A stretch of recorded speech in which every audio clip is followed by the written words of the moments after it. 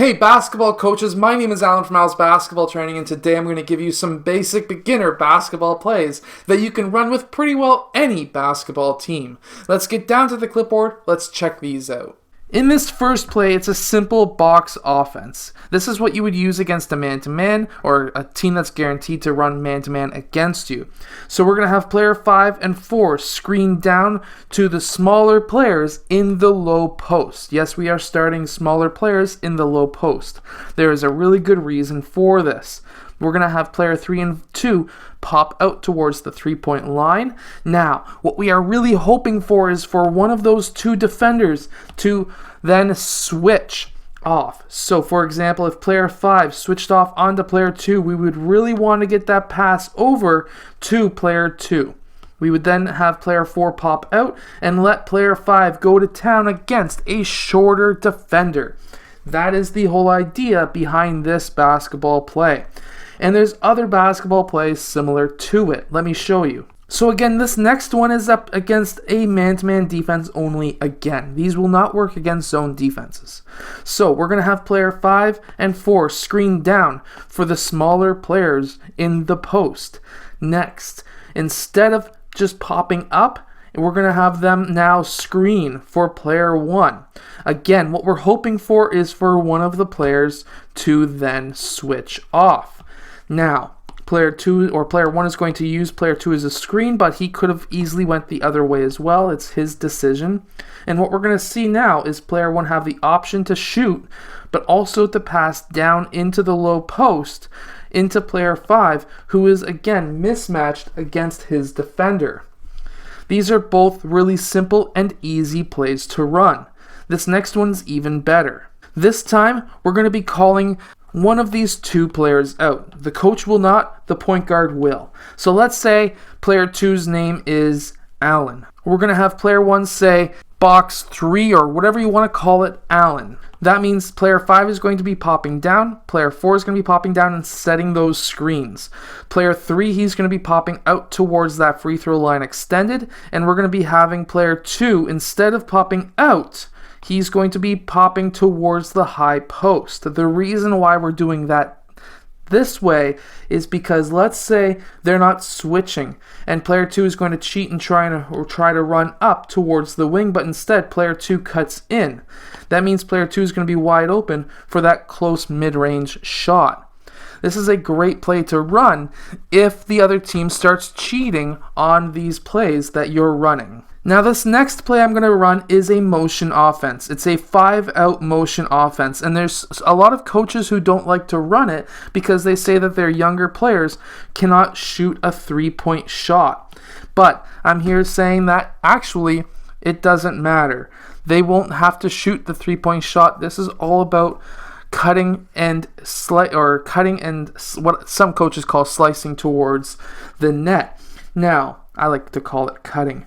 Anyways, so what we're going to see here is having our point guard and the other players recognizing what kind of a defense we're playing up against. Are we playing up against a man-to-man like we have here? Or are we playing up against a 2-3 zone, which would look similar to this? Or are we playing up against what could really confuse a lot of players is a 3-2 zone. So to be able to tell if we're playing up against a man or a zone, what we could see is what happens if player 1 passes over towards the wing, cuts. This is a pass and cut 5-out offense. Does he cut and player 1 stays up top and everyone else just fills? Or when he cuts, does player 1 pop down with him? And does player 5 have player 2 in this case follow him up top?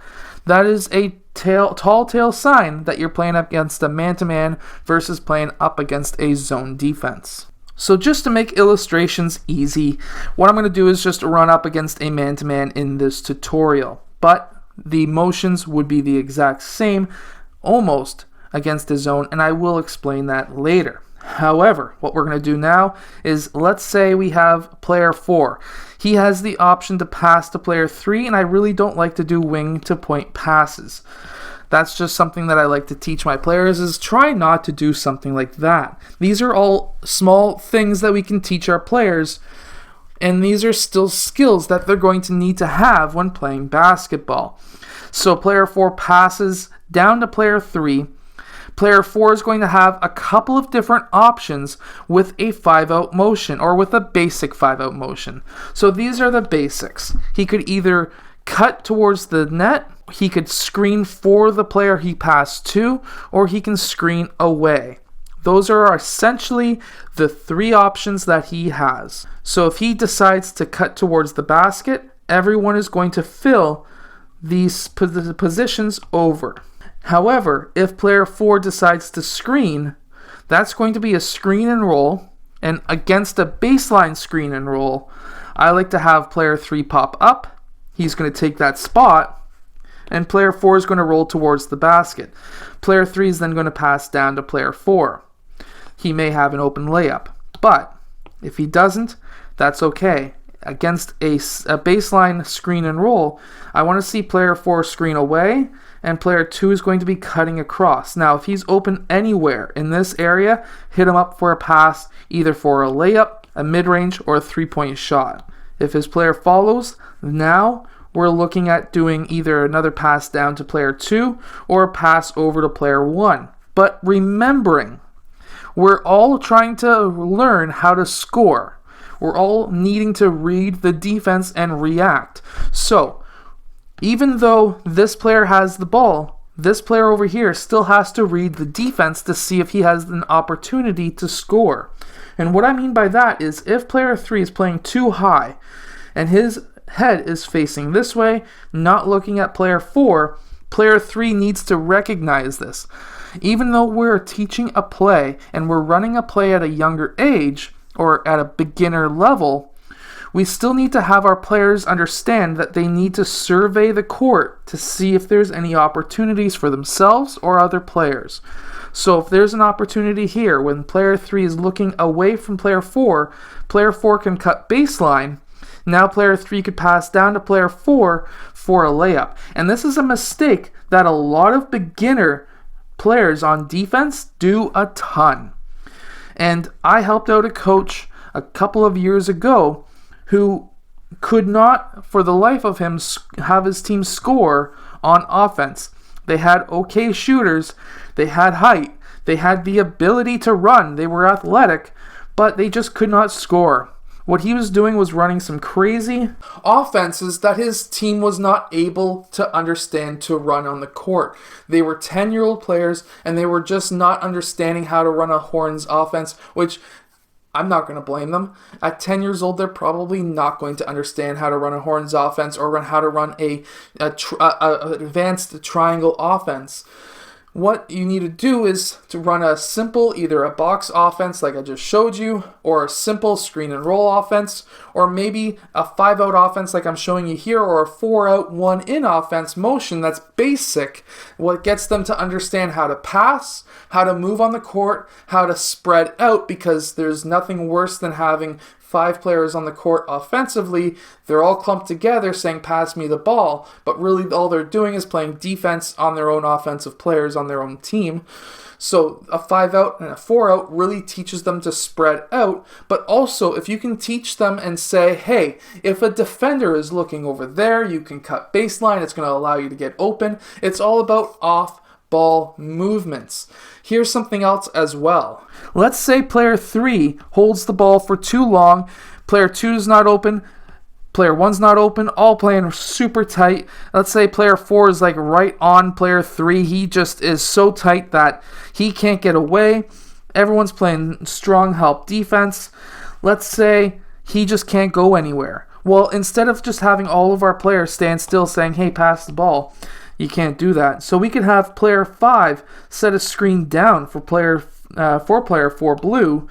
Player 1 could then pop over as an extended or what I call a staggered screen, but he could pop over because player 4 may have player 3 red pop over top of player 5. Now he gets hung up on a secondary screen, and now player 4 could be open for a 3, or if he's younger, he could cut towards the rim, get that ball, and go in, maybe get some help defense, dump it off to player 5 for a layup. Now this is an advanced mindset or an advanced thought process, but if you can teach your players to keep on moving. Don't stay in one place too long. You need to keep on moving. You can't just stop and not do anything. You need to read the defense, see what's happening, help out your players scoring, help out your players to get open, set a screen for somebody, get open, find an open area of the court, things like that. These are all motions, even though you may be saying, okay, this is your spot, this is your spot, this is your spot, go there, stand there and run a play. You still have to understand that, oh, my guy's messing up, he's looking over there, I can cut baseline, or I can cut to the high post because he's playing me too low. If I get the ball in the high post, I might have a guy cutting from the opposite side and we go a high-low pass. Things like that. These are all things that you can teach your players that many coaches are just not teaching right now because they're afraid maybe to run certain plays and just to teach individual skills. Individual skills are great, but to understand how to play as a team is very important. It's the same as when you're at work. You can't be a lone, isolated one person unless you're in a call center, but even then, you can still rely on your team to help you out with maybe a sales call that you just cannot close. Anyways, I hope that you've enjoyed today's video. If you have, hit that like button, subscribe. If you're into pre and post workout drinks and things like that, go check out Coach Allen Recipes, links in the description below. And if you're a player, go check out my Coach Allen Gaming channel. I know you're going to love it. I'll see you guys in my next video.